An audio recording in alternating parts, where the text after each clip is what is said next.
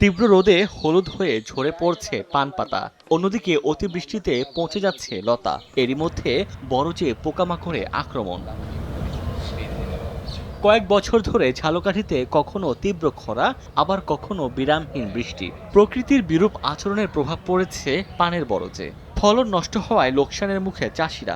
এর যে প্রতিকার আমরা তো পাইতেছি না, সুনির্দিষ্ট কোন ওষুধও ব্যবহার করতে পারতেছি না। এনজিওর মাধ্যম থেকে টাকা লোন করে এনে তারপরে জমি খনন করা লাগে, ভরট দেওয়া লাগে, 5 লাখ 7 লাখ টাকা ঋণ হয়ে তারপর। বর্তমানে যে আবহাওয়াটা, এই জন্য বর্তমানে পানের বরের ঠিক মতন আমরা কাজ করি, কিন্তু আমার ফসলের সেটি হয় না, নষ্ট হয়ে যায়। হলুদ হয়ে যাইতে আছে, এত আগে কোনো সময় দেখি নাই, এখনই বছর দাঁড়িয়ে যাইতে আছে, আগে তো এরকমের কোনো সময় হয় না। এ পরিস্থিতিতে চাষিদের পাশে থেকে পরামর্শ দেওয়ার কথা জানিয়েছে কৃষি বিভাগ। এই জন্য অনেক কৃষকই দেখা যায় ক্ষতির মুখে পড়ে যাচ্ছেন এবং তারা পান চাষ থেকে অন্যদিকে দাবিত হচ্ছেন।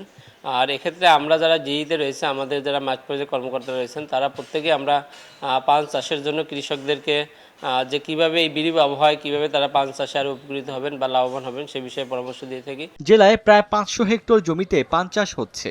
এর সঙ্গে সরাসরি জড়িত প্রায় 5000 কৃষক। সময় সংবাদ, ঝালকাঠি।